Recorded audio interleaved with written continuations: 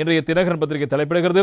Daisy party மீதான குற்றச்சாட்டு நிதி மோசடி வழக்கு தொடர்பில் நாமல் சிஐடியில் வாக்குமூலம் என்பது இன்றைய தினகரன் பத்திரிகையுடைய செய்தியாக இடம்பெடுத்திருப்பதை நாங்கள் காணலாம். அது தொடர்பான செய்தி இன்றைய ஏனைய பத்திரிகைகள் வெளியாகிருக்கிறது. டெய்சி ஃபாரஸ்ட் கென சிஐடிய நாமல் கின் பிரகாஷகனி அபிவ கெந்திரிகாவன் லேசி நேஹ என்பதாக நாமல் ராஜபக்ச அவர்கள் தெரிவித்த கருத்தும் இதனோடு இணைந்ததாக வெளியாயிருப்பதை காணலாம்.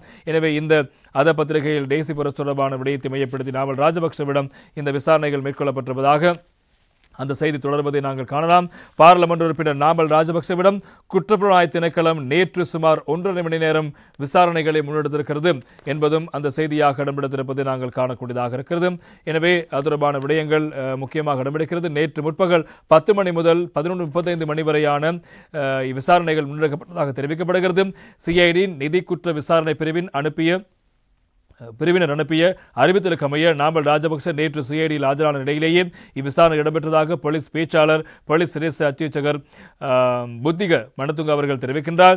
கடந்த மார்ச் மாதம் 5ஆம் தேதி நாமல் ராஜபக்சவின் பாட்டி டெய்சி ஃபாரஸ்ட் கைது செய்யப்பட்டு கடுவலை நீதவான் முன்னிலையில் முன்னிலைப்படுத்தப்பட்ட போது குற்றப்புலனாய்வு திணைக்களத்தின் நிதி குற்றப்புலனாய்வு பிரிவினர் அதிகாரிகள் காட்டன் ஸ்போர்ட்ஸ் நெட்வொர்க் தனியார் நிறுவனத்துக்கு எதிராக நடத்தப்படும் பண சுத்திகரிப்பு தொடர்பிலான விசாரணை தொடர்பாக 59 மில்லியன் ரூபாய் நிலையான வைப்பு கணக்கை முன்னெடுத்து சென்றமையை மையப்படுத்தி சந்தேக நபர் கைது செய்யப்பட்டு நீதிமன்றில் ஆஜர்படுத்தப்பட்டிருப்பதாக தெரிவித்தார்கள்.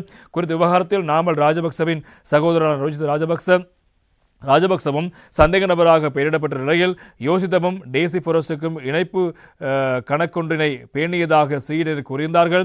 அவ்வாறு நிலையில்தான் டெய்சி ஃபாரஸ்டுக்கு இவ்வளவு தொகை பணத்தை எவ்வாறு உழைத்தார் என விசாரணை நடக்கும் நிலையில் அதன் ஒரு பகுதியாகவே நாமல் ராஜபக்சவும் நேற்று தினம் விசாரணை மேற்கொள்ளப்பட்டது. எனவே யோசித மற்றும் டெய்சி ஃபாரஸ்ட் ஆகியோருக்கு இடையிலான இணைப்பு கணக்கில் அதிகமான பணம் இருக்கிறது.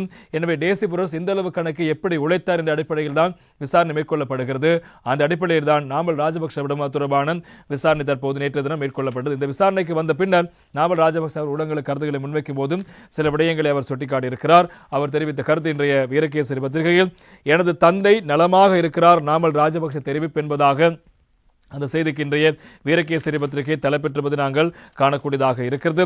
எனது தந்தை குறித்து சமூக வலைத்தளங்களில் பகிரப்படும் செய்திகள் உண்மைக்கு புறம்பானவை எனவும் அவர் தேக ஆராய்ச்சியில் இருப்பதாகவும் பாராளுமன்ற உறுப்பினர் நாமல் ராஜபக்ச உறுதிப்படுத்தியிருக்கிறார். முன்னாள் ஜனாதிபதி மஹிந்த ராஜபக்ச சுகையினம் காரணமாக வைத்தியசாலையில் அனுமதிக்கப்பட்டிருப்பதாக அண்மையில் சமூக வலைத்தளங்கள் செய்திகள் பரவப்பட்டன. இந்நிலையில் நேற்றைய தினம் வாக்குமூலம் வழங்குவதற்காக குற்றப்புலனாய்வு திணைக்களத்துக்கு வருகை தந்த பாராளுமன்ற உறுப்பினரிடம் இந்த விடயம் தொடர்பில் ஊடகங்கள் கேள்வி எழுப்பினார்கள். இதன்போது அவர் மேற்கொண்ட விடயத்தை குறிப்பிட்டிருக்கிறார். நான் வீட்டுக்கு சென்ற போது எனது தந்தை அங்கு இருந்தார். அவர் தேக ஆராய்ச்சியில் இருக்கிறார். தந்தையின் உடல்நிலை குறித்து சமூக வலைத்தளங்களில்